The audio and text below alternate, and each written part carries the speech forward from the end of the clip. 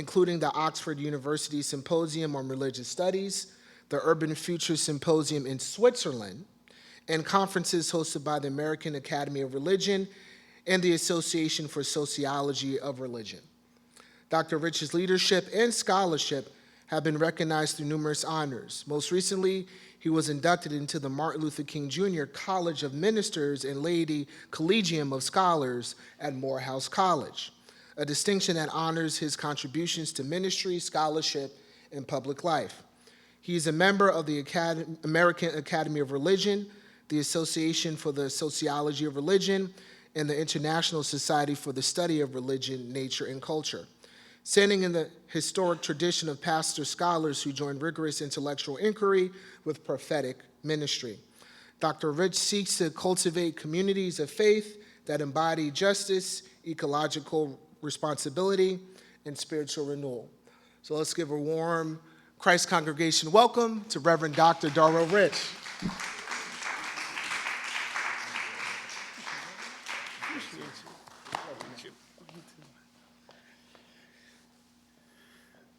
Good evening, everyone. Good evening. Thank you so much for coming out on this Friday evening, where I'm sure, like some of your friends or colleagues, maybe out walking the streets, just enjoying the cool air. So I will make this time worthwhile. I do want to start by saying thank you for the invitation to be here and for joining us in tonight's discussion, religion and environment in the age of artificial intelligence, or AI. I really want to also give a huge shout out to your pastor, my colleague and brother, Dr. Kirk Johnson, his wife Stephanie, and to all of you who make up the Christ congregation. I'm delighted to have this opportunity to talk about something that I am quite passionate about, and you will be able to tell. But before I dive into the substance of this lecture, I want to acknowledge that while a lot is being said about artificial intelligence and its implications on education, healthcare, the workforce, believe it or not much has been studied or researched regarding the intersection of religion, environment, and AI. So faith communities are largely left out of this conversation. And so, I think I have my slides. Yeah. Is it working? Good. Yeah. And so what that means for us tonight is that we are on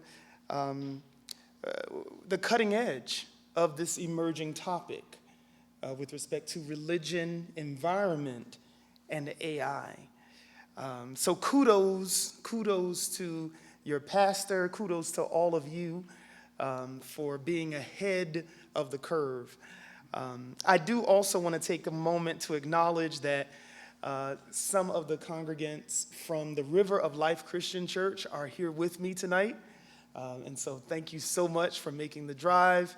My mother is one of those with us. And so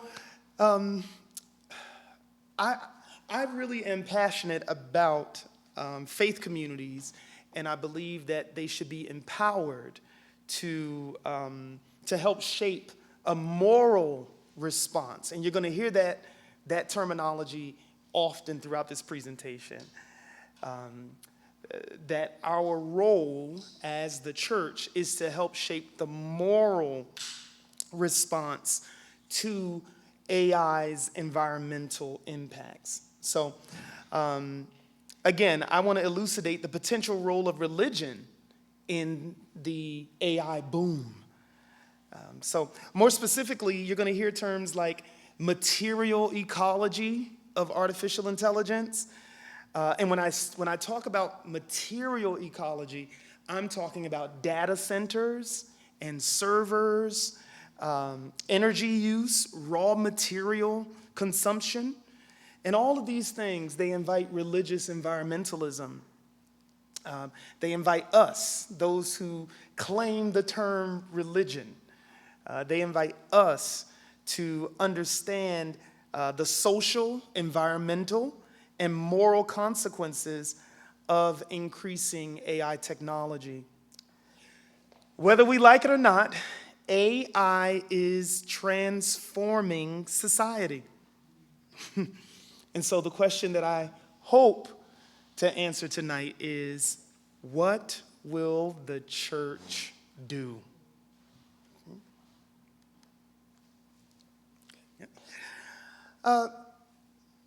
Again, by way of introduction, let me say that my interest in the intersection of religious environmentalism and artificial intelligence stems from my prior professional career as an architectural designer and assistant urban planner, as well as my current work as a pastor and scholar. My growing interest lies in recognizing spatial relationships between buildings and environment. What we build matters. Where we build matters. And that's because there are social, material, and environmental implications to what we build, whether it's a sacred structure like this beautiful edifice or data centers. And even as I was preparing this talk, I thought to myself, now for some, they may argue that data centers are sacred structures too. I do not want to get into that. I do not want to get into that argument. That arena is beyond me. But there's an impact on humans and non-humans considering environmental and ecosystem interference. And so religious environmentalism has something to say to AI. Even more, churches have historically served as third spaces for community gatherings, as resource centers, as news outlets, and more. So I offer that the historical role of churches foregrounds their potential to address some of today's most pressing issues, including the challenges that are posed by AI. So this history, I believe, can inspire us towards hope and action. You will see slides as I go through. Allow me a moment, though, to speak about the origins of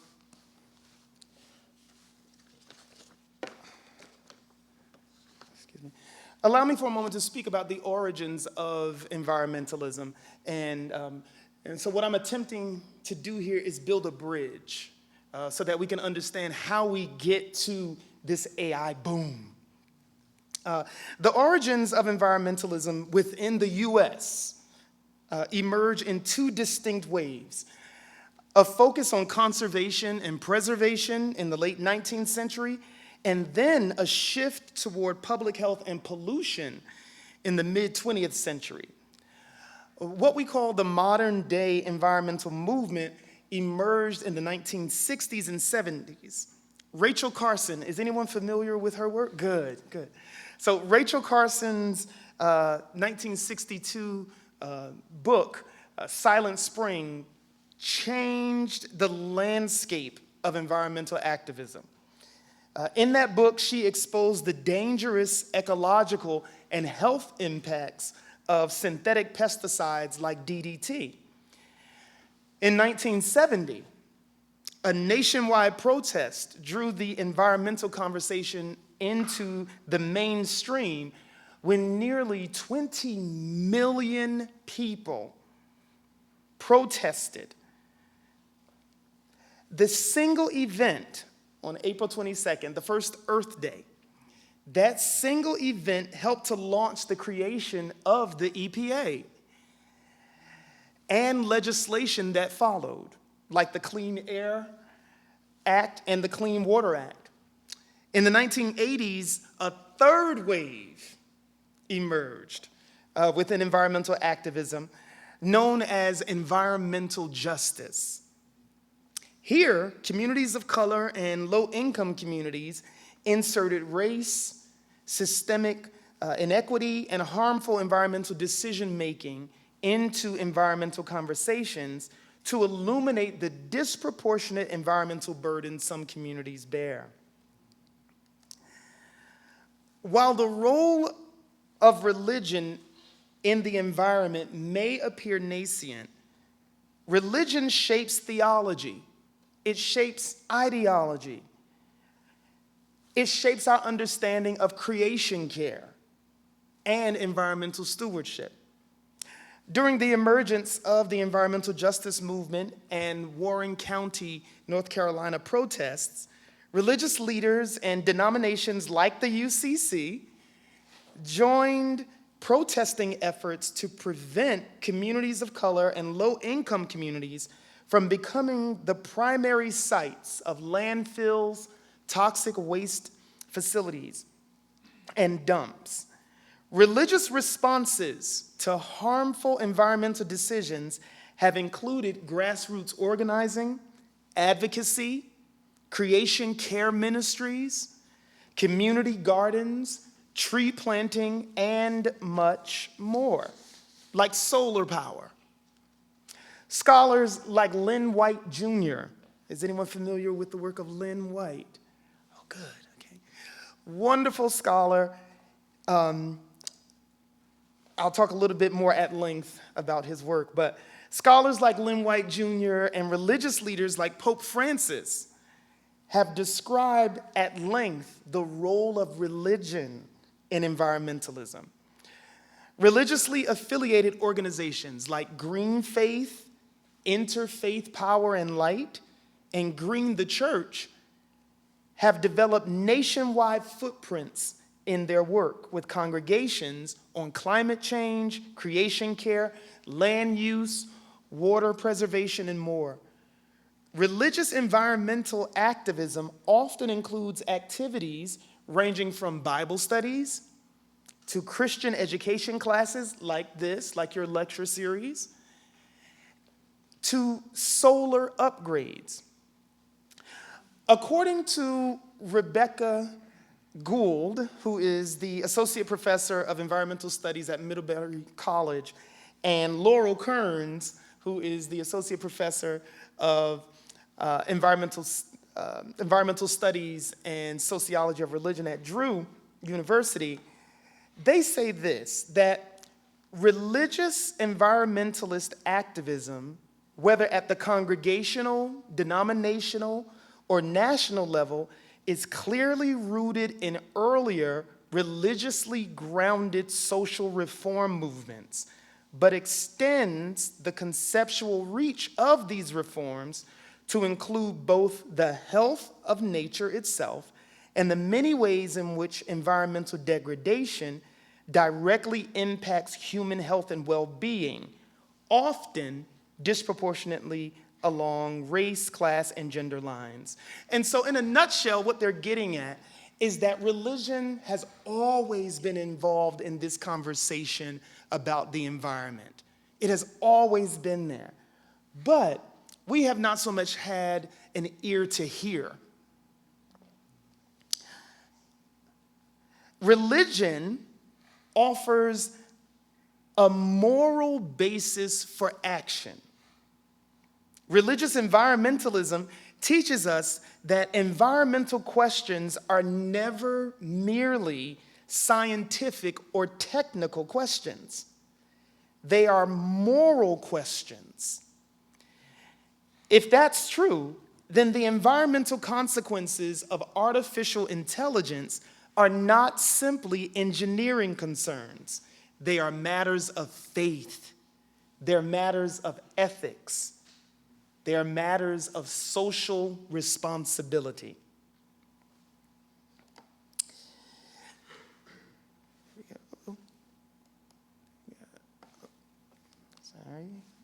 Okay, I think we're back right, okay. In his groundbreaking work, yeah, here we go. In his groundbreaking article, The Historical Roots of Our Ecological Crisis, Lynn White says that all forms of life modify their context. In other words, all organisms have an impact on the environment, on nature, be that human or non-human. However, he says, no organism has altered the environment more than humans, especially during the Industrial Revolution. And he suggests that the Industrial Revolution is a turning point in our ecological history. And so we arrive at a world where technological advancement has shaped every aspect of human life since the Industrial Revolution. The technological explosion of the Industrial Revolution led to increased urbanization. Did you know that by 2050, the United Nations has projected that most of the world's population will be concentrated in urban centers? While urbanization has the potential to be a positive thing, improving job accessibility, access to education and healthcare, and overall better life of quality, the fact is these growing cities require significant energy resources. Most cities today rely heavily on fossil fuels. For those of you who may not be familiar with the term Anthropocene, that term refers to our current geologic epoch, and it marks another significant shift. So if the Industrial Revolution shifted the way we do labor, AI now shifts how we cognate and how we create content. Okay? So AI represents the next major technological revolution since the Industrial Revolution. Nevertheless, it emerges from the systems that have shaped environmental inequalities for generations. Because the truth is, not everyone benefited from the Industrial Revolution. And so we see today, with respect to AI, not everyone will benefit. And you'll hear a little bit more about that later.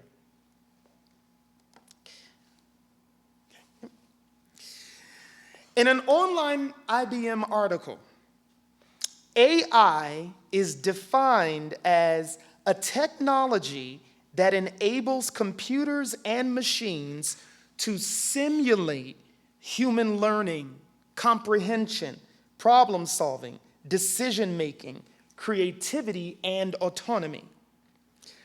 I argue AI is material ecology.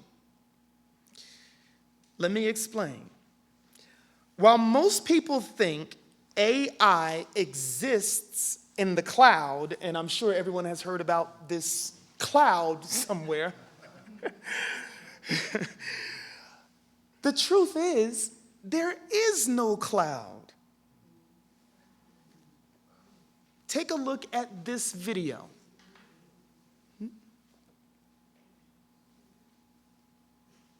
The EPA has reportedly drafted a plan to eliminate all limits on greenhouse gas emissions from power plants.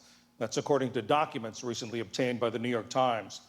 The power industry is one of the top sources of U.S. greenhouse gas emissions, which scientists have said for decades help drive climate change. Now, with the rise of AI technology, demand on power plants is increasing, in large part to AI's reliance on data centers. Ali Rogan spoke with Ken Zabrian, climate reporter for the Financial Times.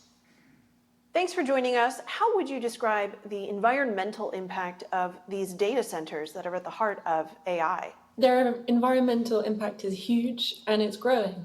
AI data centers are massively contributing to the continued rise in power demand, which itself contributes to the continued rise in global emissions. And most importantly, it's growing faster than grid capacities. And even more importantly, it's growing faster than renewable energy growth, which means that even as data center energy use grows, clean energy from wind, solar, nuclear perhaps, is lagging behind. And what have you learned about the public health implications of the capacity that's needed to power these AI systems? Some of the public health implications are very local, but really the effects are more global than local. So pushing up demand for fossil fuels means more CO2 is emitted, which helps global temperatures creep up, which can have local effects through extreme weather events, for example. What sort of regulatory environment is there for these facilities? For the moment, there's very little regulatory scrutiny of data center energy use. And one of the only governments in the world that has started to take this seriously is Ireland and its own energy regulators, because they realize that some of the big tech companies that operate in Ireland, including some of the big US ones like Amazon, are starting to put immense constraints on its grid, which means it's difficult for local industry, for local houses to get the power they need. So they have proposed that when a new data center is built, it brings as much additional capacity to the grid as it takes away. But until those grid capacity constraints start to be felt more concretely in the US, for example, I think it's unlikely we're going to see specific regulations saying data centers have to bring more energy to the grid or have to bring more clean energy to the grid, particularly given that Trump wants to make the US an AI superpower. It wouldn't make sense at the moment to constrain that growth. And in the midst of that growth, these companies that have these AI products and services, they are acknowledging the environmental impact. Thank you. Again, AI is material ecology. So what we have just seen reminds us that AI is not merely software. Okay? Behind every prompt, every Google search, behind every algorithm, there sits a physical infrastructure that requires electricity, water, land, and labor. AI data centers are specialized facilities equipped to support AI workloads. They store our digital data on servers. Okay? In so doing, they require a combination of high computational power, scalability, and energy resources. According to the Pew Research Center, there are more than 3,000 operational data centers throughout the United States. Nearly 400 of those are in the Northeast, and just over 100 more are planned. In New Jersey, there are more than 80 data centers and more planned or under construction. Vineland, New Jersey, Kenilworth, Belleville, and Newark. Each of these will have significant impact on our environment and household expenses. According to a report published by the New Jersey Policy Perspective, data centers were the main driver of the 20% jump in electric bills that New Jerseyans experienced in June of last year.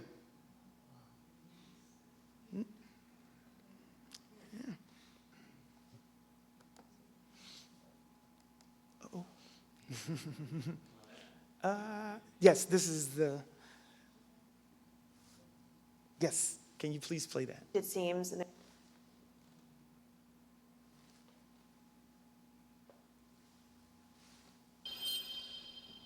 Well, back now to our Eye on AI series. All week we've been diving into the benefits and risks of artificial intelligence. Now we want to take a closer look at the impact on the environment and public health, because multiple reports show the data centers that are used to store, train, and operate AI models use a significant amount of energy and water. So according to the International Energy Agency, a typical AI data center uses as much electricity as 100,000 households. And a report from the Environmental and Energy Study Institute found large data centers can consume up to 5 million gallons of water every day. Now, that water is used to keep the computer hardware cool, and some data center developers are tapping into freshwater resources. Now, as far as public health concerns go, the use of diesel generators to keep data centers online can emit harmful pollutants that can contribute to asthma and other respiratory issues. And with data centers often going up in rural areas, it's usually people in marginalized communities who are most affected. Now let's look here locally. City council members voted down a proposed data center in Naperville after months of pushback from residents. You can see them out here. The main concerns were heavy water, health risk, and potential increases in utility cost. Then in nearby Aurora, data centers are quickly going up. This is video from developer Cyrus One, which just began construction on its second site a year ago. Currently, the city has 4 data centers. 5 more are in the works, and because of the interest in Aurora, the city set a 180-day pause on any new data center developments. That expires next month. We called the city's director of sustainability, who says the purpose of that pause was to set new requirements with the environment in mind. So we have a lot of data centers here. We have a lot of data centers that are requesting to come here as well. So we were seeing a need to put a pause on it here because we didn't actually have a definition for data centers in our zoning. And so they were essentially being treated as warehouses, and warehouses and data centers do not have the same uses. They do not have the same impacts on neighborhoods. So we needed to actually do some research on some best practices because there isn't a standard out there for requirements for data centers. We're looking at requiring all new data centers to be considered conditional use. That means that city council will always have approval for a data center. We're also setting new noise requirements, new water consumption requirements, and new energy requirements. We will also have continuous monitoring and reporting to the city about what those standards are and whether that compliance is being met. It's definitely possible to make these data centers be sustainable. We just have to ensure that they're actually doing it. And if we want them to be good neighbors, then we had to put these requirements in place. Aurora actually held an open house just last night to share these guidelines. And the next slide.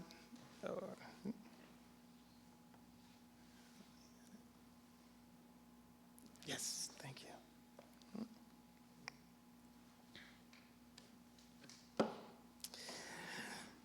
you. Though tech leaders want to remain a global power, growing public opposition is mounting with respect to the material ecology of AI. As named prior, the large water and electric consumption, the size of the warehouse spaces, the noise and light pollution, all of which result in decreased quality of life for neighboring residents. Cities across the country are implementing moratoriums, which you just heard, pausing new developments, or completely banning data centers. Denver unanimously approved a 1-year moratorium on all new zoning permits for data centers. Closer to home, Millville and Monroe Township, not very far from here. I live in East Windsor. Both towns have passed outright bans, while towns like Summit, Union, and Warren Township have introduced measures that prohibit data centers entirely. Data centers, some of which range in size from 350,000 square feet to 2.6 million square feet, cause massive strain on local power grids. They deplete municipal water supplies, as you heard, and yield limited economic benefits, such as permanent jobs, once the construction is complete. Furthermore, local tax revenue and contributions to construction jobs do not offset the tax breaks given to tech developers. In the image on screen, it shows the states which have a data center moratorium. I'll be happy to share these slides with all of you post this conversation. And that's because now is a prime opportunity for faith-based institutions like Christ Church, like Christ Congregation, like the River of Life Christian Church, to lead conversations about AI and the potential threats a data center may pose to New Jerseyans in or near Princeton. Remember, there is no cloud. Can you just tell me what the colors mean? Yes. Yep. I can't read it from here. And so, There's the little key at the bottom. yep. And so the states that are red, those states have an active ban or moratorium. The states that are orange, and there are 8 states have active bans or moratoriums. 11 states have legislation that's advancing, so some proposed legislation. And then there are 15 states in purple, which are under discussion for moratoriums. 8 states, which are in gray, have no action on the books on legislation right now. And then there are 8 states in green, which have favorable incentives. Yeah. The purple is blue on that TV, it's okay. Oh, okay. Yeah. Yeah, so we, here in New Jersey, we have legislation that's advancing. Again, hence, towns like Summit, Warren, Union, and I'm going to get more into that just in a bit. But what we saw in Monroe Township, Monroe and Millville, those may actually be models for other towns throughout the state.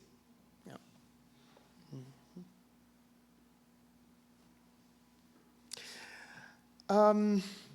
Again, I was saying, there is no cloud. Our digital data is not stored in the clouds. They are stored in servers, in physical servers that are housed within data centers. That's where all of your digital data is. So earlier when I was talking about the material ecology, that's what I meant. That's the material ecology. So let's get down to this question. Who bears these costs? And why are these facilities placed where they are?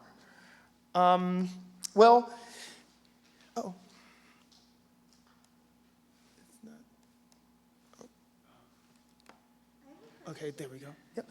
I'm sorry, can you hold questions to the end? Yep. Just want to make sure I'm on target here. Okay. So who bears the cost? In New Jersey, the largest operational and planned AI data centers include Secaucus, which is Hudson County, Kenilworth, Union County, which will be at the former Merck pharmaceutical campus, and those of us from that way, we know exactly where that's at. And then lastly, Vineland. The Vineland campus will be the state's largest AI data center, spanning 2.6 million square feet. Okay. Why is New Jersey targeted for data center growth? Well, that's because during the 1980s and 90s, New Jersey built massive pharmaceutical campuses that now sit vacant. These are prime real estate for data center placement. And so on this slide here, it marks all of the data centers throughout the state. Those in green are the operational ones. Those in yellow are those that are planned. In orange, those are the ones that's under construction. And if you can see the red X. Oh, yes, please. Wonderful, thank you, thank you. Yep. Yeah, much better, thank you. Yeah, and so you see the one in Vineland, that's the one I just referred to, the 2.6 million square foot, that's under construction now, with only one that's been rejected. Yeah. Okay, we can go next slide.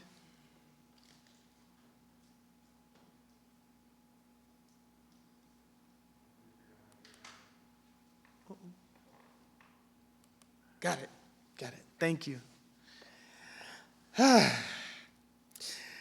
Again, so with this vacant real estate, it becomes prime target for data center placement.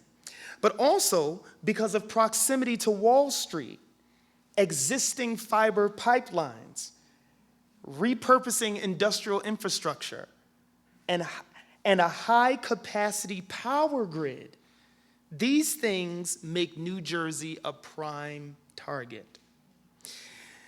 In the short term, local construction companies may benefit from data center construction. However, long-term benefits are geared towards tech corporations, real estate developers, especially those real estate developers who specialize in industrial real estate. And also, to a lesser degree, the municipal tax base, they may benefit. But it's residents who bear the greater environmental burden.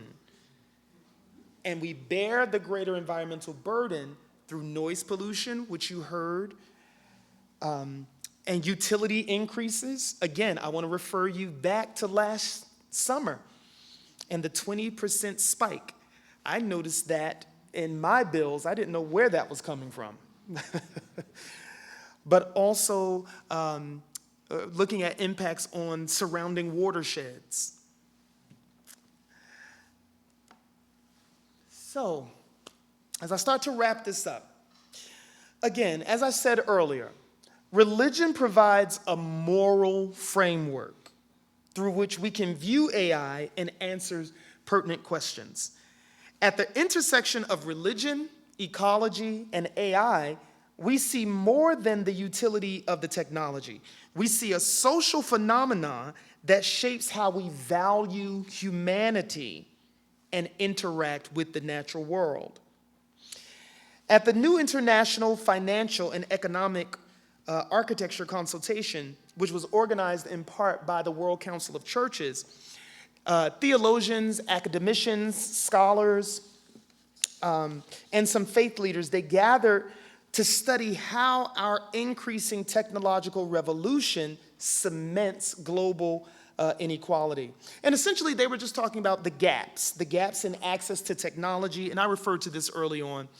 The gaps in technology means that the 51% of rural populations that lack high-speed internet required for AI will be impacted by the material impacts of data centers, but they won't reap the benefits. So it'll be built in their backyards, but they won't benefit from it. There's some other good data here. I'll spare you that. And I'll go here to say that, again, some of the implications, we're talking about human dignity, we're talking about stewardship and justice.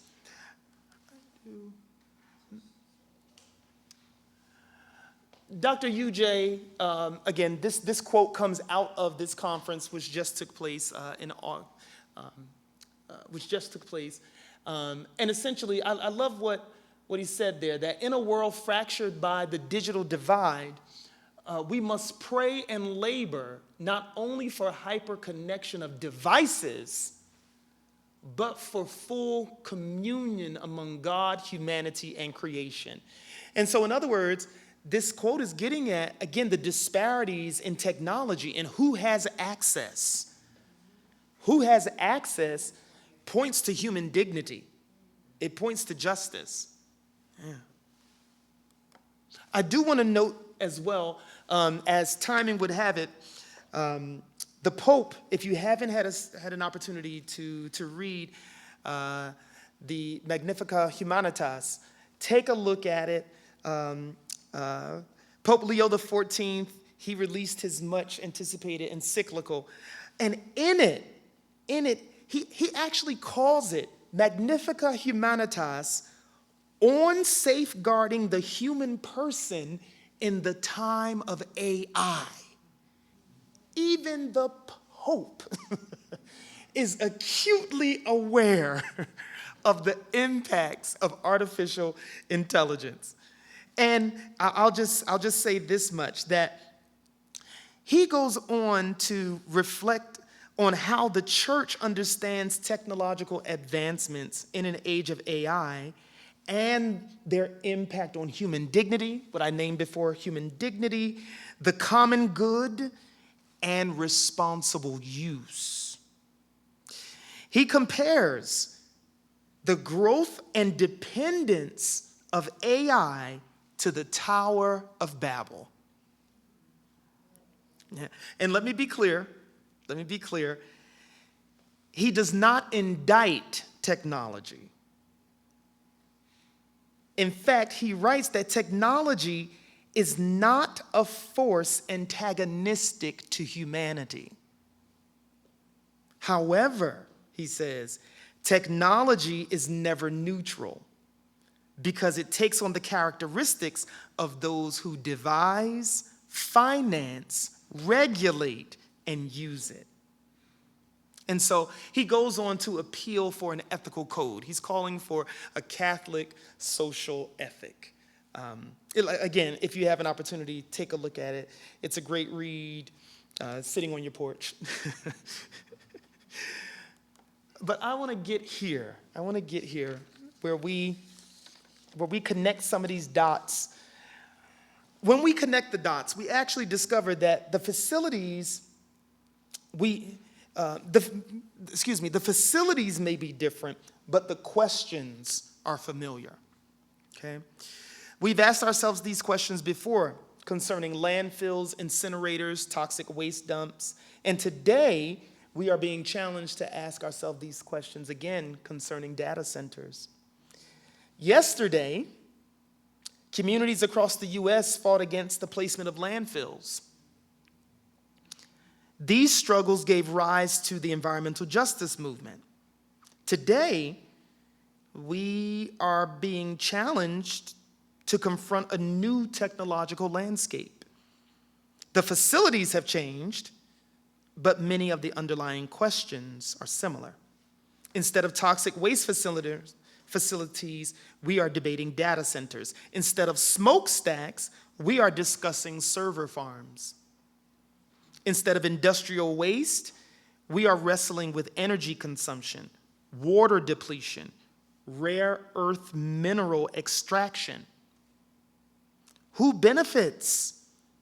Who bears the burden? Whose communities are viewed as suitable?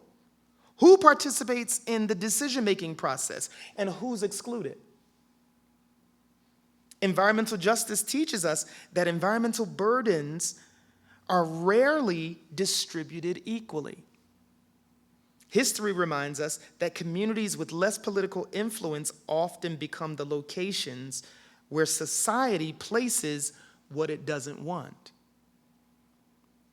This is why AI should not be viewed solely through the lens of technological progress.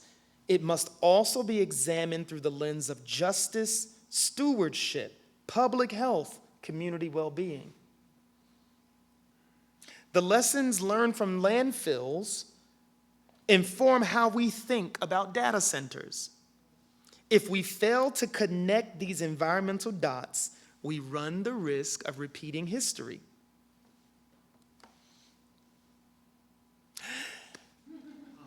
Now, you all have been so patient and listening attentively as I got through my material. Again, I'm a scholar at heart. I love information. I love research. But I do have this question for you. If Jesus walked into a data center, what questions might he ask? And so I do want to give you just about 2 to 3 minutes, and at your tables or on your row, please seek to answer this question.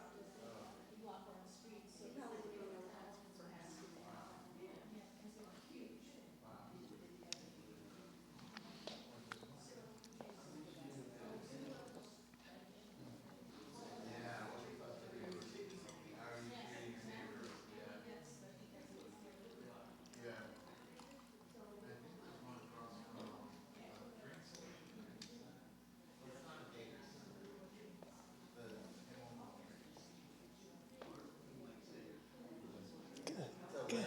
How's it going? It's good. Good. Good. Thank you.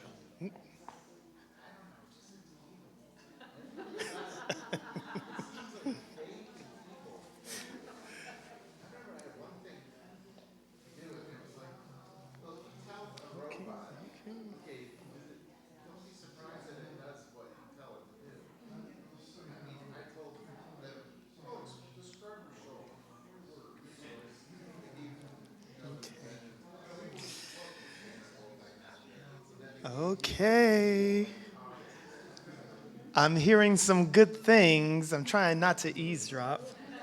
But so if Jesus walked into a data center, what questions might he ask? Feel free, anyone. Yes.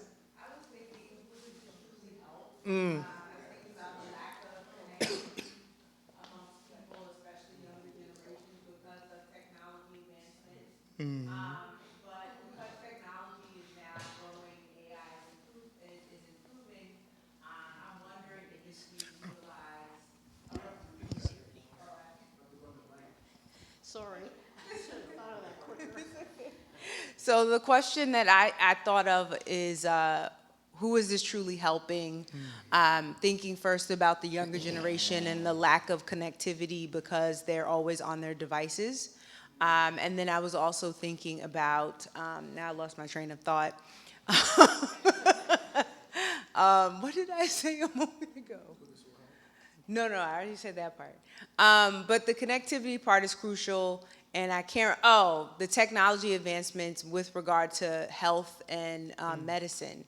I think that that's where it can be used really well to truly help people to solve different problems that we have with cancer, AIDS, HIV, et cetera. But I don't know if it's really being used in those ways to really help people who are in need. Yeah, thank you. Let's get one more. Thank you.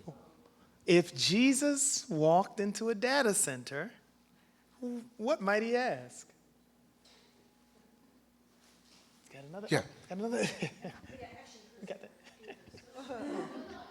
I would say, so I'm thinking and comparing to what you said, but on a lower scale, it said, if Jesus walked into a data center, what question might he ask?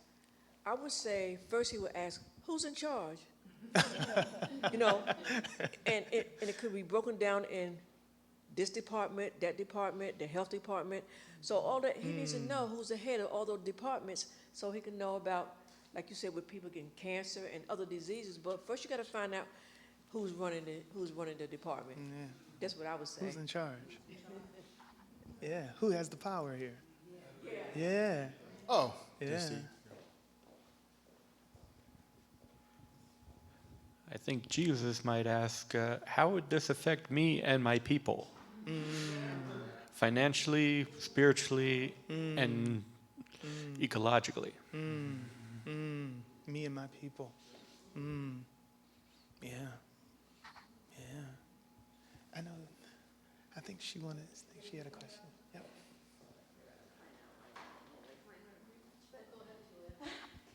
I'll try. But he probably won't know what to ask first. I told you it wasn't very good because he'd be like, it's just so unbelievable. He'd be like, what the heck happened? kind of like, so, well, I guess that could be a question, but it's like, I'm trying to imagine someone, like, how someone, like, from, like, a whole different time period, and you see those movies where people, like, time travel, and they're like, kind of like, they don't know what to make of it, where do you start with your questions when those kinds of setting? It's kind of hard. You have to be able to collect your thoughts first. When you first gave us that assignment, this image popped into my mind of Jesus going into the temple and casting out the money lenders and whatnot. And I'm like, wow, he'd be like ripping apart the circuitry and tossing away the racks and ripping out the wires. But, I think other people had really good responses here, like what does it really bring humanity? And I think, the question you would ask is, how does this bring people into closer communion with God? And does it? Yeah. And then the image of Jesus's Chat GPT question is, what is the answer to life, the universe, and everything? Thank you all. Yeah, got one more.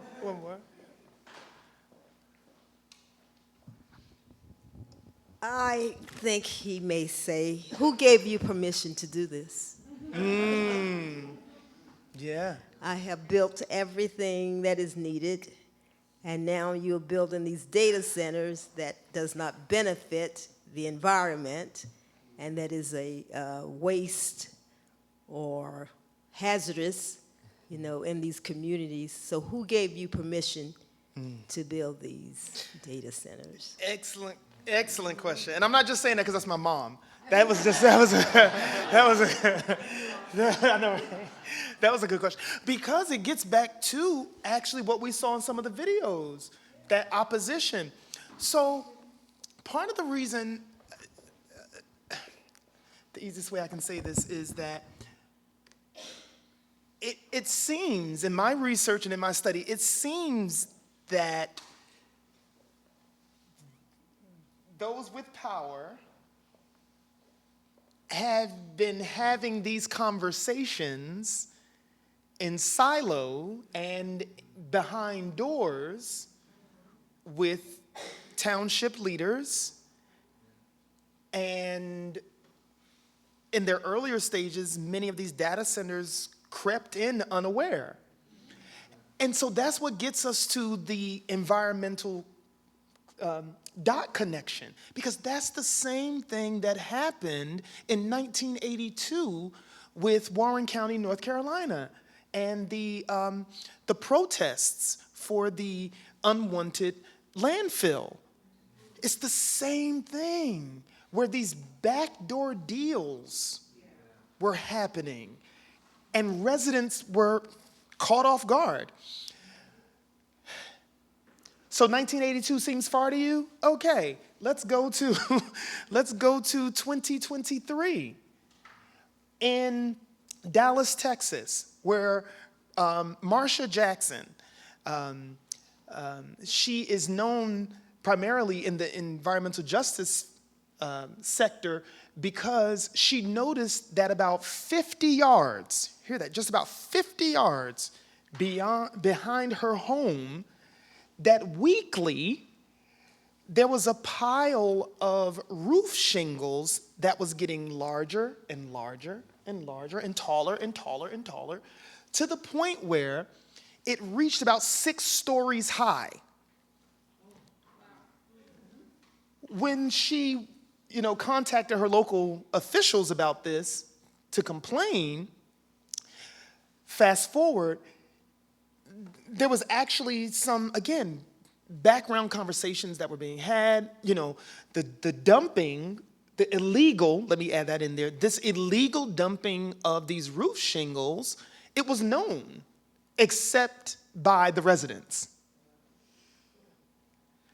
And so my point here is to suggest that the past becomes prologue, essentially. The past becomes prologue. If we fail to recognize what happened in 1982, if we fail to recognize what happened with Marsha and her town, Floral Gardens in Dallas, Texas, the same thing happens in 2026 and beyond with data centers in our backyards. I don't want to leave you there. Because there is some hope, and I'll wrap it up with this. There is hope. Do this. What can faith communities do? Well, religious communities like ours have historically played a vital role in social movements and environmental movements. So from the civil rights movement to the environmental justice movement, we've been there. We've been there. And when I say we, I mean the church. The church has been there. And so the role of religion is not to reject technology. I want to be clear about that. The role of religion is not to reject technology, nor is it to embrace every technological innovation. We have to be critical thinkers. Religion offers a moral framework through which technological development can be evaluated. Congregations can help communities understand the hidden ecological footprint of digital technologies. They can support policies that promote transparency. And I thought I heard someone over here talk about that. Yeah. Congregations like ours can support policy that promote transparency, that promote environmental accountability, equitable development, and protections for vulnerable populations. Across the country, congregations are installing solar panels, creating community gardens, reducing their carbon footprint, developing creation care ministries. And these efforts demonstrate that faith communities can and do model alternative ways of relating to technology and creation. The United Church of Christ has long been at the forefront of environmental justice advocacy. Congregations like Trinity United Church of Christ in Chicago have demonstrated how faith communities can connect environmental concerns with broader struggles. Their work reminds us that environmental stewardship is not merely about protecting nature. It's about protecting people, communities, and future generations. Religious communities have the opportunity to serve as moral guides. And part of the reason why I've used that term so much in this talk is because the church, that is one of the things we uniquely offer, the moral guidance. we can help ensure that innovation remains accountable to human dignity, sustainability, and the common good. So tonight, we have explored the history of environmentalism, the emergence of the environmental justice movement, the role of religious environmentalism, and the material realities that enable our AI. Along the way, I've argued that AI is not simply a technological issue. It's also an environmental, ethical, social, and ultimately spiritual issue. AI may represent one of the defining technological developments of our time since the Industrial Revolution, but we can choose. We can choose how it's developed. We can choose how it's regulated. We can choose how it's utilized. That still lies with us. Technology does not determine our future. Values do. The question before us is not whether AI will continue to advance, because it will. The question is whether our moral imagination will advance along with it. Allow me to leave you with 3 challenges. First, understand the hidden ecological footprint of the technologies we use every day. Ask questions about where your data is stored. Ask questions about how energy is being consumed. Ask questions about who bears the environmental burden. Second, use technology responsibly and thoughtfully. Resist the temptation to surrender your humanity, your relationships, your moral judgment to algorithms and automation. Last, speak on behalf of communities and ecosystems that may be harmed by unchecked technological expansion. Advocate for policies and practices that protect both humans and non-humans. The church has always been called to address pressing moral questions, from slavery and segregation to poverty and environmental injustice. AI presents another such moment. The future of AI will not be determined solely by engineers. It will not be determined solely by investors. It will also be shaped by citizens, by people of faith willing to ask difficult questions about justice, stewardship, and human dignity. May we have the wisdom and the courage to ensure that our technological future reflects our highest moral values rather than our lowest ambitions. Thank you so very much for this time. Feel free to scan the QR code and stay in touch with me. Yep. Now, I believe there was a Q&A, is that right? Okay, yep. Thank you, Dr. There you go. Thank you, Dr. Rich, for your really enlightening and informative lecture. Give Reverend Dr. Rich another round of applause. Oh, thank you. Are any questions, comments? Yes, Julia. 2 questions and a comment. 1, why is the cloud called a cloud in the first place? Been wondering that since the cloud became a thing. 2, why are the areas like by Secaucus and stuff prime territory? I missed that because I was writing my cloud question down. And comment, something we learned in my world history we're told in my world history since 1500 class that I really liked was the teacher mentioned that something Mark Twain said that I hadn't really, that made perfect sense, but I never hear people hear. He talked about how world history repeats itself, and then he mentioned that Mark Twain once said, history repeats, in general, repeats itself. Yeah. History echoes itself, because echoes, they come across a little bit different every time, like they change a little as they kind of go outward, and just something that I really liked that I wanted to share. Oh, thank you. So I'll answer the easier question first.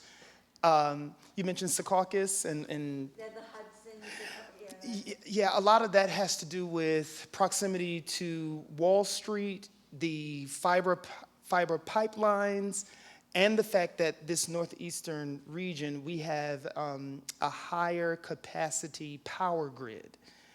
And again, warehousing space in that Secaucus area.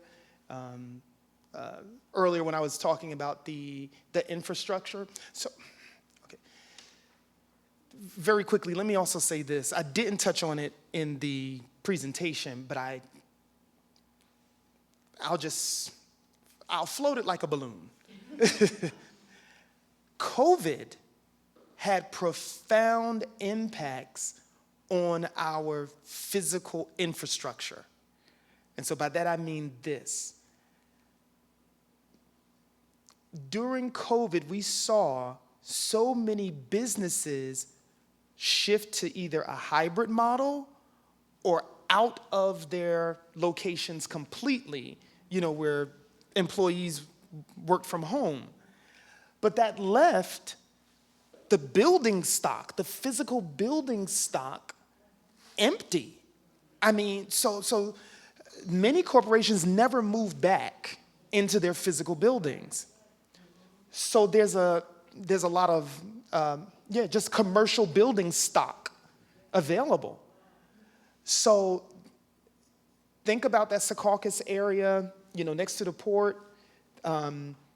So a part of it has to do with the availability of buildings, just warehousing, and the ability to convert these spaces. And I believe it was the second video, I think, where the director of sustainability was talking about that initially they were zoning the data centers as warehouses, and then they realized these are two completely different uses, So that's what has made that Secaucus, not just that area or that city, but that's one of the primary things. It's proximity to Wall Street, power grid, vacant building stock. Your harder question, as far as the why is it called the cloud, that actually has to do with, for network engineers, the symbol that they used was the cloud. And so it really just kind of took on. And so everyone started to use it or to refer to it, even just in common parlance, as the cloud. But when we're using that term, we're actually using a network engineer term, symbol. I figured it wasn't actually a cloud. A cloud, yeah. I just didn't know why it was called that. The cloud, yeah. But you know what? That's a fair question, because a lot of people, we just say it. Oh, it's up in the cloud. It's up in the cloud. But no, it's not. It's actually in a server. Draw a picture of a network that crosses like physical geographical area, so you can have the wires coming from the house to the central office or whatever, and then you got to get all the way over to New York City or whatever. So you just draw this sort of amorphous block Right. between that the wires connect to. So that's the cloud. The cloud, yeah. Because it's a whole It's bunch of amorphous. different sites where the Yeah. data is passing through or being stored. So that came from those original kind of diagrams showing the architecture of Yeah. the The network. network architecture. So that amorphous blob looks like a cloud. So Right. it's called the data is in the cloud. But also, even when we look at the symbols, so there's the cloud symbol, but those networks, when they're drawn, I've also seen it symbolized as a brain. you know, because of the, yeah, you know, so. The brain. I guess it's a bit of a question. I didn't even think about the impact that COVID had on the increase in data centers. I'm wondering, based on what you said, did the increase also happen because now there was more demand for school online, more demand for people working from home, even before AI gets involved in this, just using Google Meet, Zoom, I forgot what the one is called for Microsoft, but I'm wondering if that also, Microsoft Teams, if that's also related to the increase in data centers. Yeah. We are, I haven't researched that, so just to be clear there, but from the research that I've done, it's definitely feasible, you know, because we are becoming, I mean, this isn't to diminish anyone in this room, I'll just speak for me. As I was doing the research for this, I did not realize really how dependent we are upon tech. I mean, and then my mind started to go to, you know, as a, working in a school system, sometimes logging in, it would say, you know, in order for you to log in, I'm going to send a passcode to your phone. You know, and so it's just like, well, what happens if I leave my phone home by mistake one day? You know, and yeah, you know, so when we're talking about accessibility, so it's a conversation. I really feel like it's a compounded conversation between accessibility, dependence, and to your point, like ease. I mean, if we can have a virtual meeting as opposed to going into the building, let's have a virtual meeting, you know? So I think it really is this compounded impact, and because we're generating so much data. I mean, think about it. Think about how much of your personal information is in the cloud. Think about how much of your personal information is there.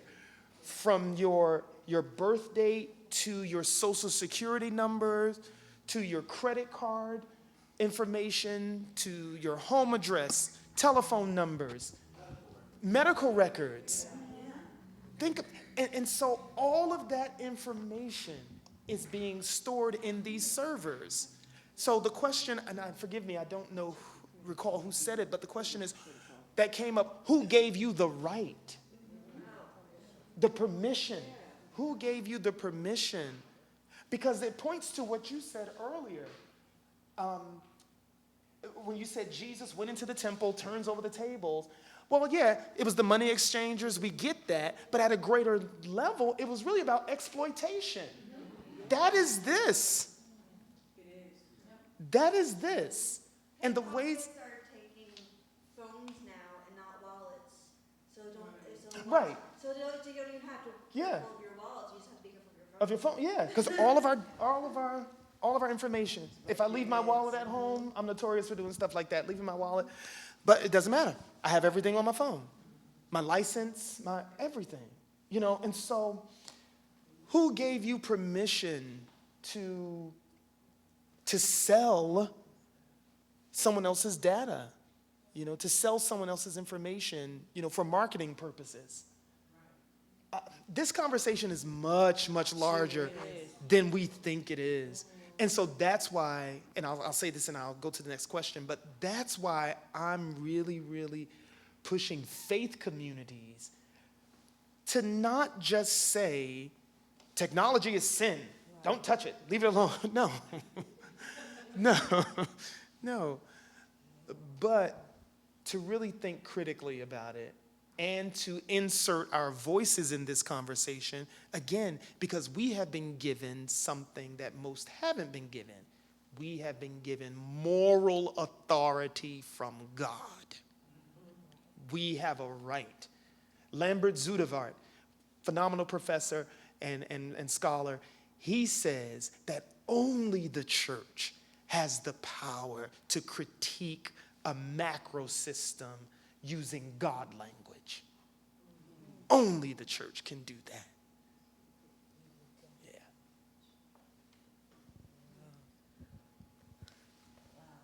Yeah. Okay, my question is, why is there now like layers of protection and security?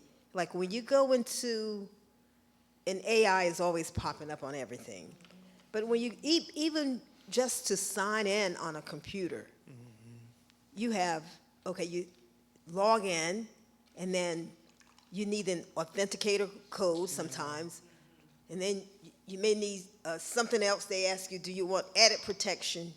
You know, why is all of this protection, required in this age, in this time?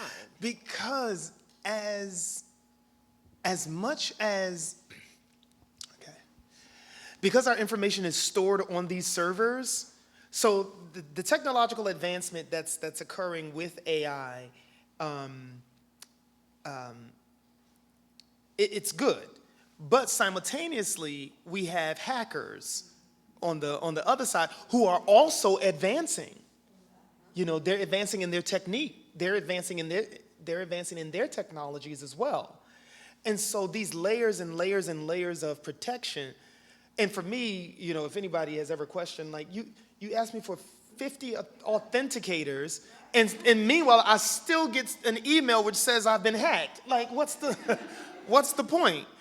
Yeah, but it's because these algorithms, and again, that's outside of the scope of this talk, but there's something with just the way in which these algorithms are being generated, because we as humans are just on this thing incessantly. And so we're actually adding to the advancement of it and to the breakdown of it simultaneously. We're adding to it. I think about at the school, students walking around just all the time. And just, so we're adding to the algorithm. We're adding to the progress of it, but we're also adding to the destruction of it. And so hackers they're gaining the information. Oh, they're picking up on our rhythms and all of that. Yeah. I am a retired software engineer. Wonderful. So I just wanted to Yes. make that disclosure.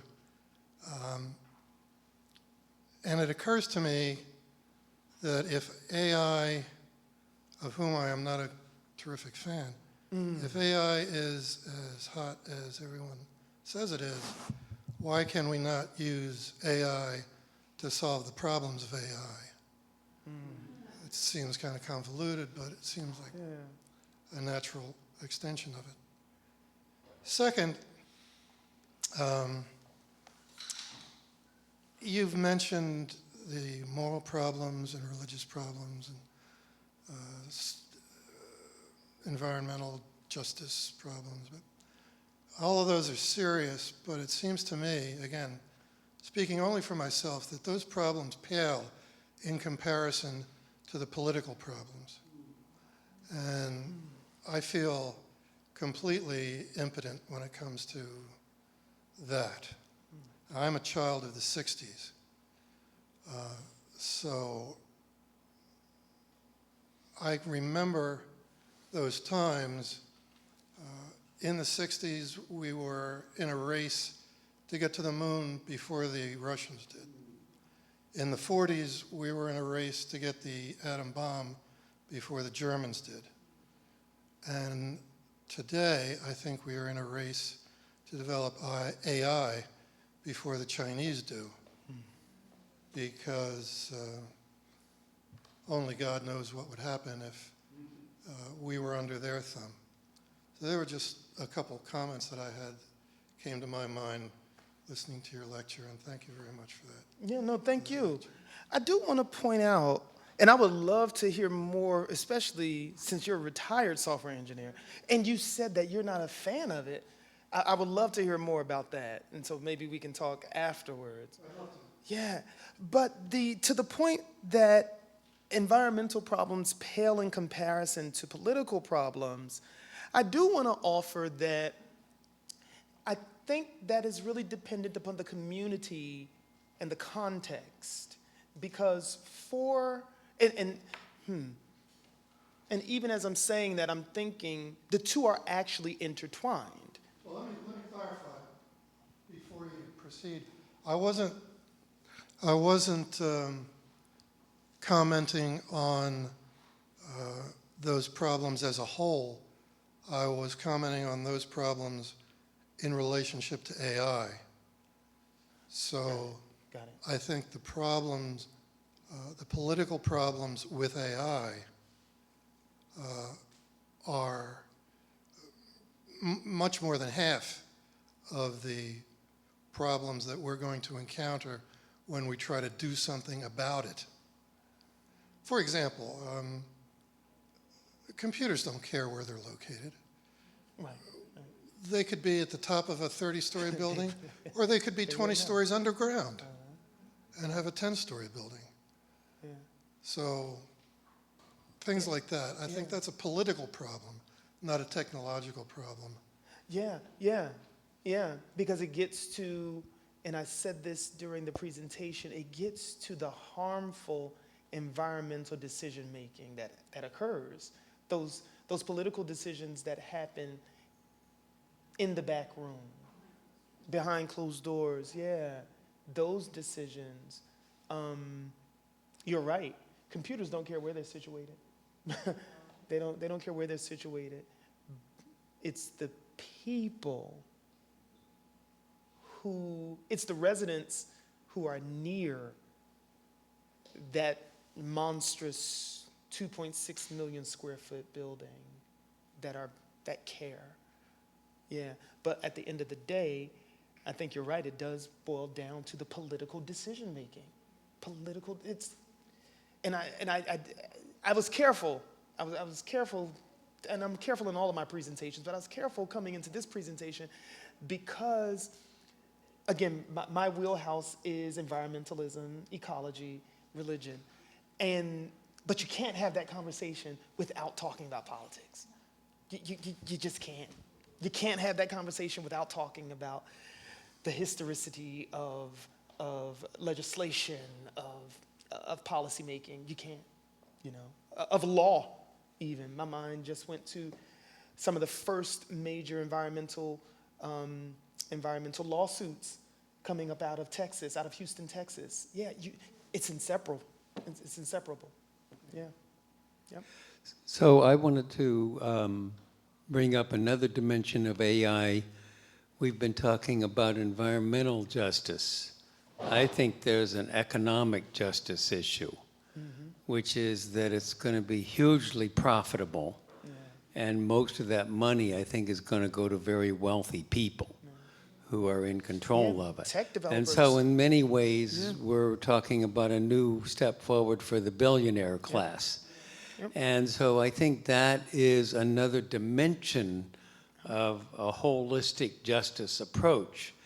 There needs to be a way found. I can't remember who was the writer of some New York Times op-ed articles, but saying there needs to be a way found that the average people are going to benefit from that economic windfall, essentially, that's going to be coming down the pike. Yeah, I can echo that with, again, Pope Leo's encyclical. He talks about the common good. And I believe it's either in chapter 2 or chapter 3 where he says that in order for AI to be just, it must be shared. What is an encyclical? It's a papal letter. It's his official letter. Yeah. And so in that encyclical, he says in order for AI to be just, it must be shared. Meaning the decisions behind it can't just be made by the economic elite. Yeah, And so, again, if you do have time, to read 127-page feel free to read it. We have time for one more question. Go ahead, Tim. I just wanted to I think like the internet's great, like Wikipedia. If I have a question, I can go and get it answered. Or I'm an artist and musician, and I can play along with my favorite bands and change the rate at which I hear it, and all these neat things. But when like the computer is telling me what it wants, that's when I get scared. I go, I don't know if I trust that. And it's just evil. I don't know. It just feels evil. Everything about like data centers are evil, I think. And I don't know, like, is this like Terminator coming true or something? No. Like, I hope it's not. It seems like that's what it's like, though, and it just feels evil to me. I don't know. Well, I think so. When you use the term evil, immediately my mind went to the work of Cynthia Molabita, and she talks about institutional evil. Her argument, or structural evil. Her argument is that, first of all, evil doesn't just happen. Right. She says it's not just something that just happens. Dr. Iva Carruthers, that's one of her famous lines. Brothers and sisters, don't be fooled. Evil doesn't just happen. Yeah. It is intentionally constructed. Cynthia comes in. You say the billionaires' boy clubs, like they, right? You go, hey, how are we going to pull one over on the people? Yeah. It's sort of like what's going on. It's scary. Right, but Cynthia comes in and she says, yeah, evil practices get codified in law. Evil practices get codified in the institutions, in the organizations, in the systems. And so if you're sensing, at times like this feels funny, evil, you're spot on. Right. There is, but also I think it's pulling out of you this moral awareness. Yeah. You are aware that, wait a minute, we have to start to think morally about that. Why are you telling me what to do? You don't have consciousness. What's going on here? I do want to note this, that often in my classes, I will, as I'm engaging with my students, I will give them a prompt, and I will tell them, use any open source information you want. Use it. And the last time I did that, forgive me, I forget the question that I asked. And as my students were giving the answers, that were coming back from ChatGPT, and I showed them afterwards. I was like, and this is wrong. This answer here, this is wrong, and here's why. This is wrong. Oh, Dr. Rich, what are you talking about? What are you talking? Wikipedia said, no, this is wrong. Right. And I can take you to where it is right. I can show you the article, the book, the study, which disproves this. So I think one of the things, especially with future generations, or not future, with who is it, millennial? No, we are Gen Zs and alpha generations, is we have to teach them that as they are engaging with AI, they still have to critically think. Yes. Right. They're still going to have to do the research. You got to learn and grow. Yeah. Computers don't do that. Exactly. Yeah. So I hope tonight, though, has been encouraging to you all to start positioning you as a faith community, as far as what you may be able to do, as far as advocacy or even more lecture series surrounding AI, things of that sort. I think my mom had another question. Just very quickly. Yeah, sure. Regarding the AI and these centers where, as they're being placed in different areas, are they manned, humanly, or are they robotic? Yeah. Yeah, and so that's a part of the controversy because, you know, construction companies will come in to build them, so there's the job aspect or the jobs aspect. But then once they're built, the staffing for them is very few. Very few. Yeah. So- Exactly. with Exactly. AI. I know. She's listening. She confirmed. Siri said, Listening. that is correct. Yes. Wow. Yes. Yeah. That's what.